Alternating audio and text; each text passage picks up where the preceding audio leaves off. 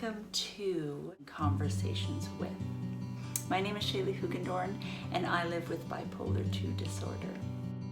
Sharing with others is healing, both individually and collectively. Sharing our stories will educate others, bring more understanding, shed more light, and smash more stigma. Our voices need to be heard. Our stories aren't over yet.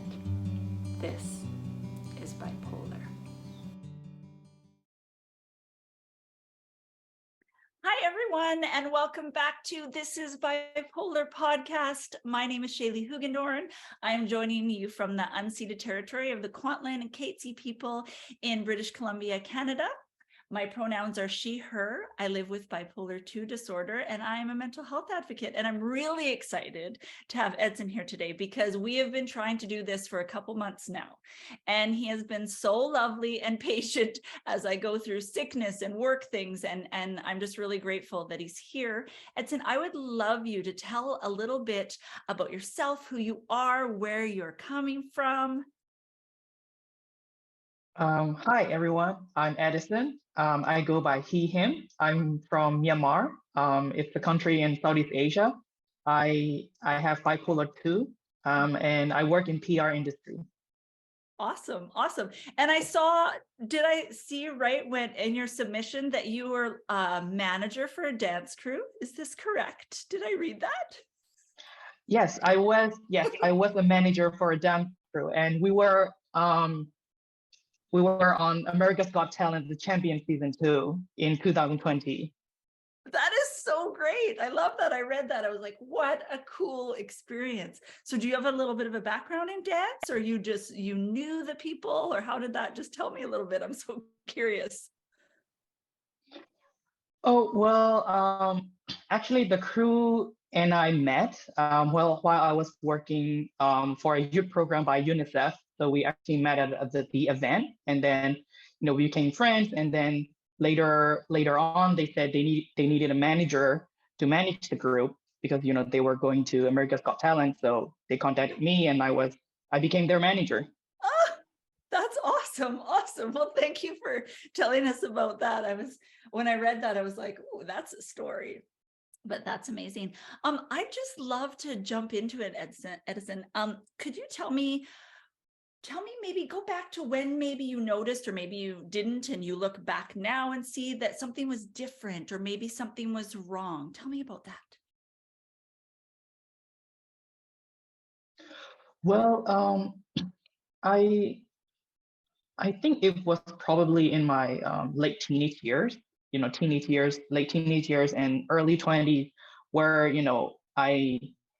I thought it was depression because some days I couldn't get out of bed, some days I feel very tired, I have no energy at all. So I thought it was depression because I was sad almost all the time as well. Yeah. But then some people, it's actually some people that started to notice that even though I say I had depression, some days I was very energetic. My energy was very, top of I'm on the top of the world, and I spent a lot of money as well. So I started to notice myself as well, like, oh, I thought I had depression, but some days I'm very energetic. Some days I'm very, how can I say, I'm very cool. I'm like a cool person. Yeah. I'm not. I'm not a kind of depressed guy that I thought I was. So, I started to notice the pattern, and then I Google some of the symptoms, and it showed up like maybe I have bipolar, but I don't want to diagnose myself without any medical profession. So, I try to go to psychiatrist, and then after rounds of discussions and counseling, I was officially diagnosed bipolar 2. Bipolar 2. Yeah. It happens so much with the bipolar 2 with of getting the diagnosis of depression first, right? Because that feels completely wrong, right? So when you were in your depressive episodes, you said that started when you were a teenager? Late teenage years, yeah. Late teenage years and into probably 19, yeah. Yeah. And so when you started noticing like, hey, this behavior over here isn't lining up with the depression.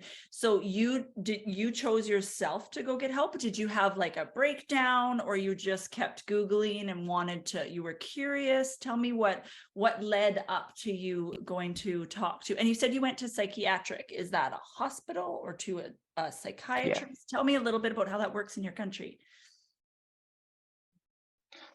Well, I went to a psychiatrist because they weren't, you know, mental hospital doesn't have any good reputation in my country. So I mean, in terms of there are lots of stigmas and stereotypes surrounding mental hospital. So I Yeah. just went to a psychiatrist in a mental health survey.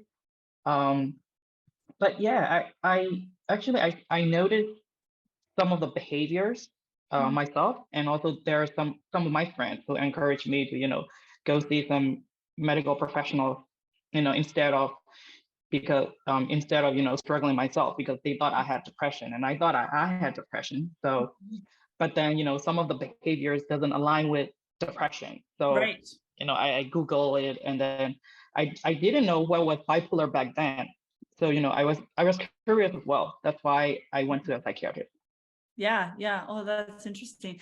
So then when you felt what you now know is hypomania, so would you you said that you spent money. What were some other out of character kind of behaviors that you did, or how did you feel? You said that you did. I really resonated when you were like, yeah, I was the cool guy, because the amount of confidence that you get, right? When you're hypomanic. So that was a lot of questions. So I'm curious about, yeah, just tell me how you experienced hypomania, because I think that people sometimes understand a little bit about depression, but I think one of the hardest things for people that don't experience it to understand is hypomania. So tell me about how you experience it. Well, for me, my experience were, I first I spent a lot of money on small things, Yeah. not the big things. I spent lots of money on different small things, and then second thing is I stay up all night. I don't get Mm, tired. Someday I just stay up all night, just doing nothing.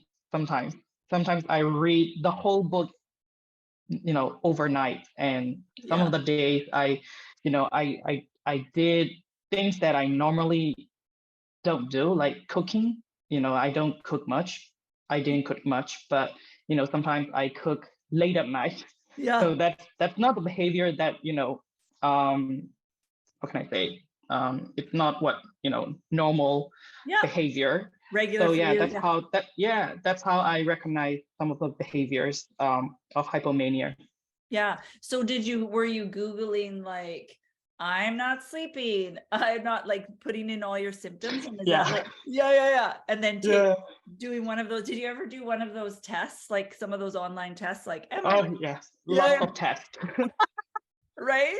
There's so many on there, and it's not to say that they're bad, but there's just so much out there. I remember taking them, but I kept like taking all of them, and it would say I had every one, like every single one, every different. And Yeah. I'm like, this can't be, because they overlap so much, right? Like at one point I thought I had ADHD, and then I thought I had all these other things. But so what does it look like for us in Canada? We have to go to our regular doctor, and then you have to get a referral to a psychiatrist. Or in my case, I was in a crisis, so I went to emergency, like the regular hospital, and then they had a psychiatrist there that I talked to before I got help. How does that work for you? Do you just go to a psychiatrist? Do you have a regular doctor first?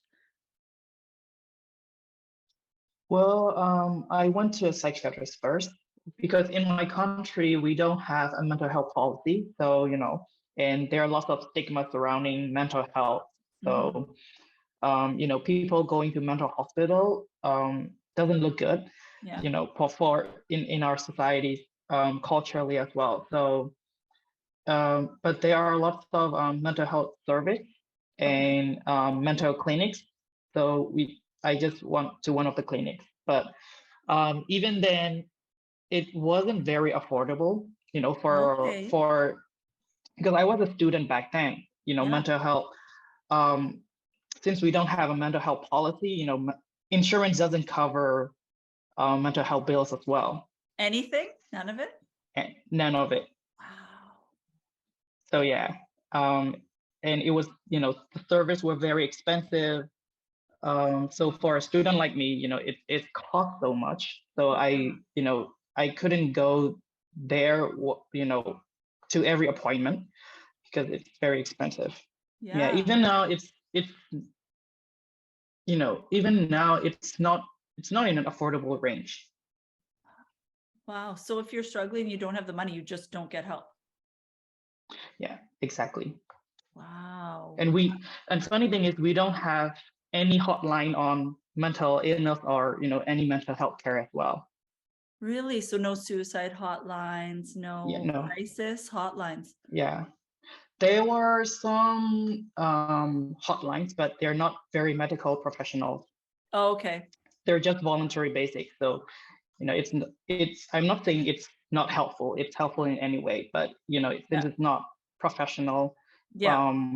sometimes help can be very, how can I say, people can feel a little helpless. Yeah. Yeah, for sure. For sure. And you talked about a lot of stigma in your country. What do you think, like for the people around you or in your city, or what do you think some of the main stigmas are, like believing it's weak, or just seeing what's on TV and thinking the worst, right? The worst that we see on TV. Tell me some of the things, or maybe even, I don't know about you, but I have a lot of internalized stigma just from what I saw on TV and growing up. Could you talk to me a little bit about stigma and your country and maybe yourself? Okay, so in my country, the stigma surrounding mental health is the worst because when somebody says they have mental illness, people think they should be detained in a hospital, Wow. because that's the worst stigma ever. And whenever somebody said that they had depression or they have anxiety, people see they're the weakest of all. So it's very sad. For me, I have lots of internalized stigma as well because I've seen the worst on TV and I've heard the worst Yeah. from my country and from my society. So the worst thing um, I experienced is I didn't believe in my diagnosis at first Mm. because I didn't want to believe it. I didn't want to believe that I had the bipolar.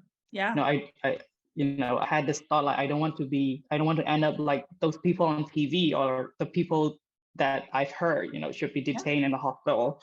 So I didn't believe at first. It was very hard for me to, unlearn these stigmas and stereotypes. Yeah. Um, but even then now, I had internalized pill shaming sometimes. Sometimes I had like, why do I have to take pills like all the time? No, Yeah. what if they don't work at all? What if I never get better? I had this kind of internalized thoughts sometimes as well. And I'm still in learning because that's what we have to do constantly, and learning things.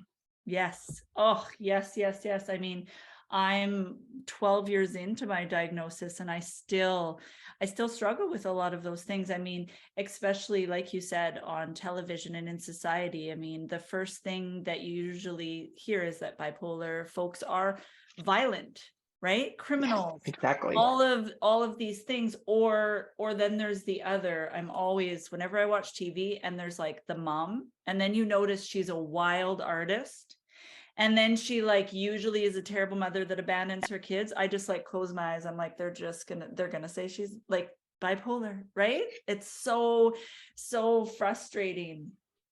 Just that there's no representation of people like you and I that are just trying to get through the day. Yeah. I hear you about the pill shaming. Actually, there's been like a conversation on Instagram. It took me a long time because in the beginning, and tell me if you felt like this, I just kept thinking, instead of just embracing it, I kept thinking, when am I going to get off? Like, when am I going to get off this medicine? I All the time. Yeah, right. And then I felt like that was like a hindrance to me even focusing on doing the other things to get better, because I kept thinking that everything had to be completely gone, no more symptoms, and then I would get off medication, and then, because we take a Tylenol and it takes away our headache, but what people don't understand is you take medicine for mood disorders, but it doesn't take it away, right? Yeah, Like, I don't know exactly. about you, for me it just mutes it a little bit. How about you? They, it doesn't take all of this away. It just make me stable, just make me function well. Yeah, yeah, exactly. Yeah. And do you still get depressive or hypomanic episodes? I know for me, until actually recently, for like 10 years, I had like normal downs for like regular situational things, whereas before it would be depression was just there, even if my life was awesome. So the medicine really helps with that, but I still get hypomanic, but again, muted. But do you find that, how does that work for you? Do you still have certain episodes? Well, I am the opposite of you because I Okay. have depressive episodes more than hypomanic. Okay. Because very recently back in June was the worst mental state of my life so far. I Mm, was very depressive. I cannot work. I cannot get out of bed. So mm. I had to take a leave for a month. Wow. Imagine a month. So yeah, but then my work is very understanding. They have, a mental health policy in at work. My work encourage employees to, talk with the counselor that they partner with. It's Yeah. very confidential, and the cost was covered by them. Oh, So yay. Wow. Is yeah, that very rare? yeah, that's very rare in my country because most of the the businesses and organizations in my country doesn't allow mental health sick days, Right. just normal sick days. Because Right. and we can't even talk about how we are struggling or how we had mental illness because when you say hey, you have mental illness, that's the kind of point to terminate you. They can fire you. What? So yeah, because Wow. like I said, we have no mental health policy, so we Yeah. can't, you know nobody's back us up. Wow. But luckily, my company is very understanding. Yeah. I also posted a very lengthy post on LinkedIn about how I had bipolar. Yeah. And then, my HR contacted me one day. So I was like, why am I going to get fired for that Yeah. post? But no, actually, he talked about, he talked about how can they improve, to ensure everybody, you know, everybody talks about mental health, or everybody gets their time off when they're struggling. So it was very inspiring, and it was very encouraging. Wow. Yeah, it's Wow. it's very rare opportunity as well. Yeah, yeah. Tell me about, I'm always curious. Tell me about when you were what state were you in when you were posting that on LinkedIn? Like, how were you feeling? Were you feeling like the world has to know, or what were you thinking when you made that LinkedIn post? I think it was World Bipolar Day Ah, because yeah. I posted like this is World Bipolar Day, and I have bipolar too. But people have this mindset that bipolar people cannot work or cannot excel in their work, or they're very violent, or they're very depressive. But here I am. I'm working. I'm at the manager level at the PR industry. A very stressful industry. So, Mm. and I talk about how people at work, or the company should ensure that everybody's voice is heard, and our struggles cannot be neglected. So, but in a very positive way. But I get very anxious when HR contacted me. Yes, It I was can imagine. You're like, uh-oh, I'm out. yeah, Oh, good for you for posting that. That's really, That's really brave. I know doing this work that I do on the podcast, obviously I can talk about it, but I'm an elementary school teacher. I'm a substitute teacher. So I go in when people are sick, etc. But because I'm in all different schools, I don't like have one boss, right? Or I don't have, Yeah. so I don't have to disclose. If it ever comes up, I talk about it, but yeah, to put it out there for employers. How do you, so within your community of folks around you, do you, I mean, obviously it's on LinkedIn, but is there spaces for you to talk about it? Do you have like understand, like how did that work? Did you, like when you first found out and you finally accepted it, did you tell people? It took a year for me to, open up to people because there, even if I accepted my diagnosis and accepted that I have mental illness, uh, stigmas still exist. So, I don't want to be, outcasted by my friends or my family. I even told my family this year. They just found out this year that I have bipolar, very fortunately, they were very accepting. My mom even said, you know, these days with these political climates, everybody should check their mental illness. They either have one diagnosis or one symptom. My mom was Yeah. very understanding. Yeah. Oh, that's so wonderful. I'm so grateful for that. Yeah, I find I could like tell the whole world on a podcast, but then sometimes when it's closer, it's harder, right? Yeah, I even posted some of inspiring facts or some of the tactics that I used to, stabilize online, especially on stories on Instagram or Facebook. But when it comes to talking face to face with other people, I feel a little anxious because I don't know how they will react, and I don't know how I will react when they react. Right, right. Yeah. Yeah, and I'm really sensitive to body language, right? Like if I feel like they're like Yeah, this, I'm like, take it back. exactly. Yeah. Yeah. Well, that's really interesting. So do you think if you try, like if you moved on to another job, do you think that in your country, do you think that because that's on LinkedIn, do you think that you might get discriminated against, or what do you think about that? Well, it's out there, so I have to embrace it. But my philosophy is that if they can accept if they can accept you, you know, why do I have to exist there? I will either move on, I will move on to another job, or I will take a break from job as well. Good for Yeah, you. but nowadays, people are very accepting. People are starting to have a conversation around mental illness because we have, a political turmoil. So people are starting to talk about, you know, everybody should talk about mental health. Everybody should take care of themselves mentally as well. Yeah. It's very good. People are starting to have a conversation um, these these years. Yeah. Yeah. And do you find that it's more the younger folks that are talking about it more? Yeah, especially the younger folks, like Yeah. Gen, Yeah. like the younger ones, even younger than me. Yeah. They're very open, they're very accepting, they're very understanding. It's very good to see that young generations are very, open and accepting than Yeah. older folks. Right. Right. I noticed that even I have teenage children and they talk about, like, they tell their friends, oh, I'm going to be late for school, I'm going to therapy, or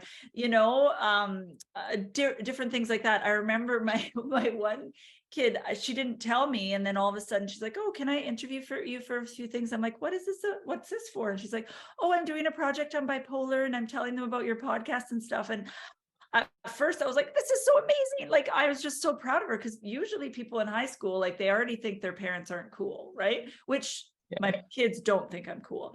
But the fact that they would share that and not be afraid of judgment. And I was like so excited. And then I was like, I haven't even met their teacher yet. Like, that might be awkward. What if they're weird? What if they act weird? Sometimes I think, like, it's easier when someone knows me for a bit, because I almost feel like, tell me if you feel like, because I almost have to prove that I'm not crazy before I tell someone. Do you ever feel like that? Absolutely, all the time. Like whenever I had to, whenever I talk with somebody and I just drop, I have bipolar, Yeah. I'm very anxious and very, afraid that they might think I'm crazy. Yeah.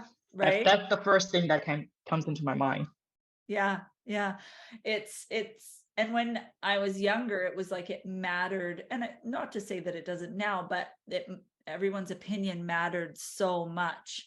And I love what you said about your philosophy about, like, if they don't accept me, I will move on or find something else. I've one of the biggest things that's helpful for healing it, that's like, okay, if they're going to stigmatize me or they're going to treat me this certain way, I don't need that in my life. And that's more of a them problem, right? I try to think of it Yes. like that, so that it's not always because, with depression, and I'm sure this, we feel cool when we're hypomanic, but in depression, we think the worst about ourselves. Yeah. Right. Yes. I'm Right. wondering, I know it's really hard to talk about, but I'm wondering if you could tell me, lately I've been doing posts on Instagram that has been really getting a lot of messages back at how comforting it is to hear about and how hard it is to talk about. I'm wondering if you'd be willing to share some of the hard thoughts that circle in your mind when you're depressed. And if you're willing to share, do you have thoughts about disappearing or not wanting to be, in this world anymore when you are depressed? Could you tell us a little bit about what goes on for you when you're depressed? Well, when I get depressed, I always think of the worst because, like you said, I always think about how I want to disappear from this world, how I don't matter to anybody. It's the worst feeling ever. It's bringing you down all the time. It's very hard. Yeah. It's very hard, to even get out of bed. No, that's the thing. Because when you get depressed, you don't want to get out of bed. Not because you're lazy. You just can't, Mhm. you just don't have it. I just don't have any energy. Yeah. You Yeah. know, that's also a misconception that some people, most people have. When we're feeling depressed, they think we're lazy. We just want to lay in bed all day, but actually, we just don't have energy to move. Yeah. It's even hard to breathe and breathe out. Yes. Very, energy consuming. Yes. That's what I want everyone to know. Yes. We're Shout it not from the, lazy. we're We're not not. lazy. No, and I think that as a society, we can see physical exhaustion, but it's harder to see mental exhaustion. And you said it exactly right. Like, it's hard to breathe. It's hard to even function in your head. The thought of getting out of bed, like having a shower, like when people say, oh, you just need to get outside. I'm like, I don't think you understand that, like, saying that to me when I'm like this is saying, hey, why don't you climb Mount Everest? Right? Like, it's not something that seems in the realm of possibility for me. Right? Yeah, Yeah. Yeah. yeah. And even when I'm depressed, when I say I couldn't get out of bed, I just stay in one position because I don't have energy to move to the other side. I Yeah. just I just don't feel like it. I'm very tired. Yeah. Yeah. Yeah. And so you said, And oh, yeah. sorry. Oh yeah, okay. And when you talk about the worst um depressive episode I had back in this June, Yeah. I have this suicidal thought. Like Too. it's not like I'm thinking about it. It's like somebody is, constantly telling me to, Yeah. do that or constantly telling me to, disappear from this world. I couldn't help. I couldn't stop thinking about it. Yeah. That's when I couldn't focus in my work. Every time I try to focus in my work, that voice just came up. You know, whatever you're doing doesn't matter. You're Yeah. going to eat, you're going to disappear from this world either way. So just do it now. Why wait? So it's the thought. It's very it's the worst feeling ever. You know, Yeah.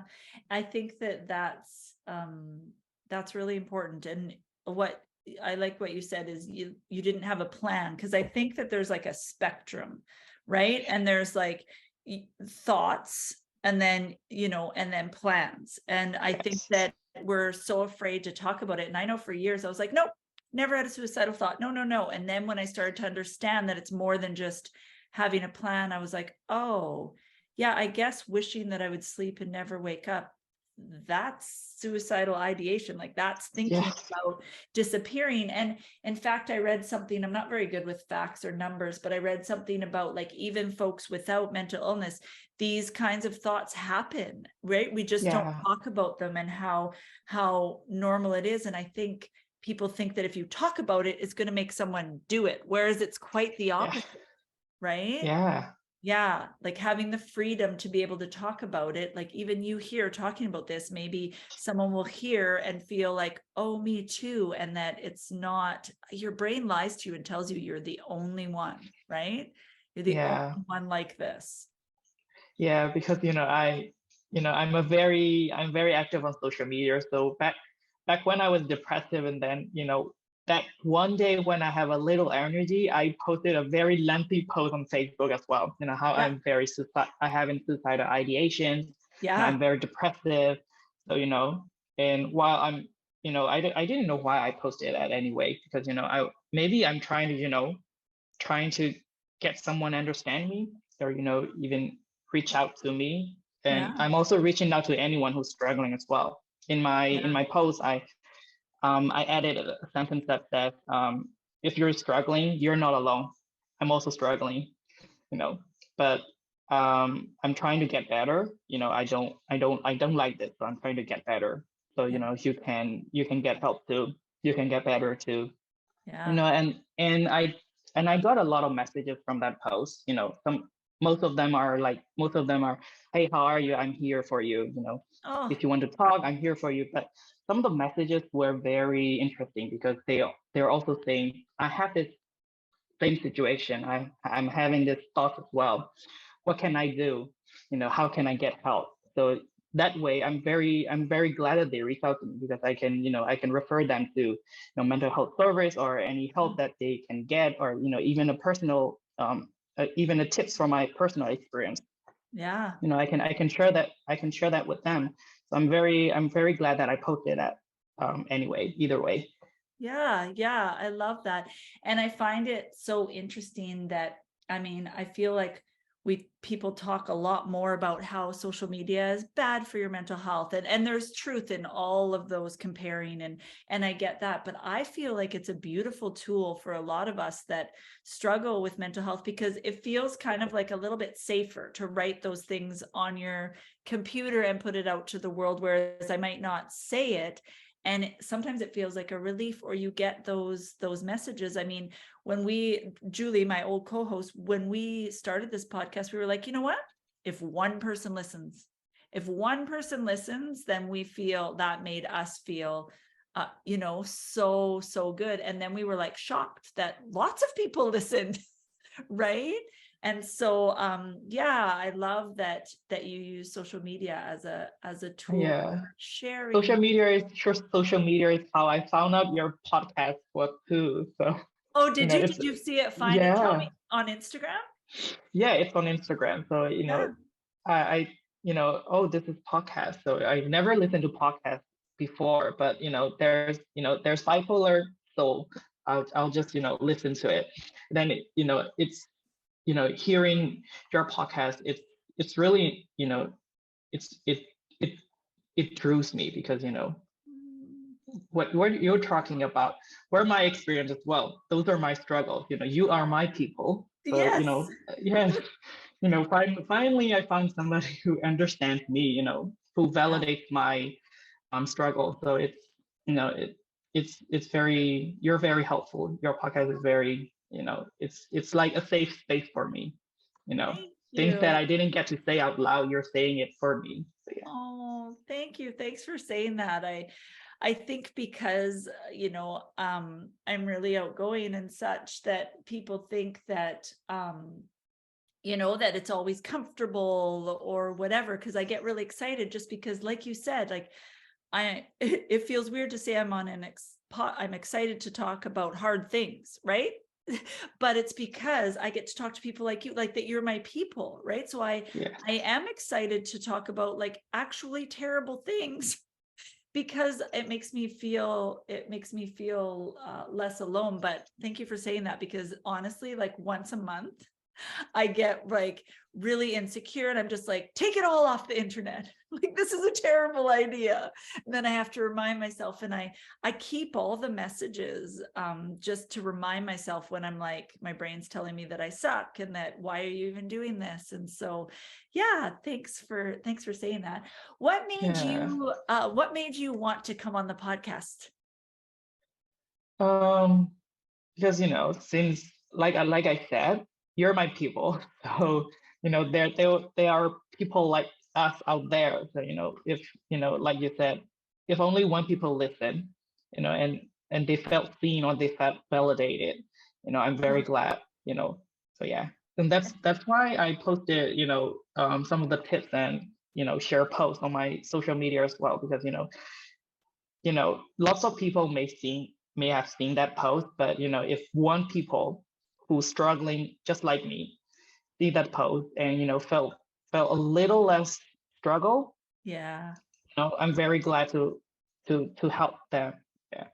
Yeah, I love that you said that. And one of the things that surprised me, because I was always thinking about comforting or having someone feel less alone. One of the things that surprised me, which I think is really powerful, is that people that interact a lot that don't have bipolar disorder, but they love someone that does, because there is way more people that have bipolar disorder than we even know, right? And I thought that that was really encouraging to me, that people were caring enough to listen and understand the other people in their life. So I imagine you're doing that too. And I have a few more questions, but if you're listening, tune in, because I am going to ask Edison in a separate little clip that what things he does to stay as healthy as he can. So make sure you check that out after this. But before we end, Edison, I would love to hear, what would be, if there was someone listening right now that was really, really struggling, say they were like as sad as you were in that month that you were at home, or that they were, flying high and really anxious and angry, and some of the things that go along with hypomania. What's something that you would like to say to them today? Wow, that's a good question. Sorry. Yeah, no worries. I would say something that I would say to myself as well, while I'm struggling or while I'm feeling high. Um, your life can get better. You Mm, know, the moment you're in right now are not the state that you're going to be in forever. Things will change, things can improve, there may be ups and downs. But, looking back at those days, I survived those days. So, I will survive all those days that might come later as well. That's how I live every day as well. I try to look back to those days, think like, oh, I struggled that, but I survive. I will survive too. Yeah. yeah, because it's like when we're depressed, it's like we forget all the other days that we got through, right? Or we Yeah. forget that feeling of feeling anything good. So I love what you said, like just remembering that you've made it through before and that you will again. That was lovely. I love that. I love that so much. My last question for you is, what is something, and I think you said a few things, but what is one of the kindest thing that someone has, or people have said to you or done for you when you're struggling? It's actually with my best friend. We met, we hang out when back in June, but while I was getting better, we had a lunch, and she said, I didn't know what to say to you, but I will always be there for you. I will always be your ears, whenever you're struggling, just come and talk to me. I don't know how to react, or I don't know what to say, but I will always listen for you. That's the kindest words I ever heard. Yeah. Yeah. I love that. I was telling, I spoke at an event this weekend, and one of the questions was like, what is the best thing to say? And what if I'm awkward? And I said, you know what? If start out by saying, I don't know what to say, but I'm here, right? Because there isn't the perfect thing to say. But yeah, starting out with, I don't know what to say, but I'm here. How lovely. Your best friend sounds Yeah, really, yeah. really And amazing. by saying I don't know what to say or I don't know how to react, it's the burdens become very less because we know we know we can expect any big reactions or any very big word from them, but it's the comfort feeling that we get from them.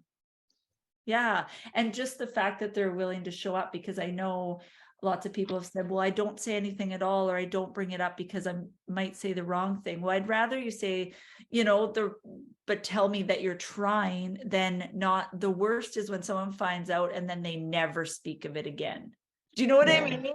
It's like yeah, so awkward, right? Oh, because then you don't know. But a lot, I mean, I can't speak for everyone, and you can't either, but when I'm doing better, or even when I'm not, just to ask, just to ask me how I'm doing. Or even now where I'm at, like, I love when people ask me like, oh, I've heard this about bipolar, or I saw this on TV. Do you experience that? Or ask me about it. That makes me feel really like cared about, right? That they even would listen. But yeah. And I just want to thank you so much. Thank you for applying to come on the podcast. For those of you that are wondering, we open up submissions. Well, so far I've done it like once because we have so many people that want to be on the podcast, and I wish I could interview someone every day. But I just want to thank you so much for coming on. And I think I don't know, if it's more in your country or if you agree, but I feel like there's just this added stigma on men, just because, there's not as many opportunities to talk, and might talk less to people about hard things. So I think that it's really awesome and brave that you've come forward and share in all the spaces that you share. So thank you so much for doing that. And thank you for showing up on LinkedIn and representing us bipolar folks. yes, Yeah, yes. I'm really grateful. And this was such a lovely conversation. And I Thank you hope for that, letting me share my stories too. of course.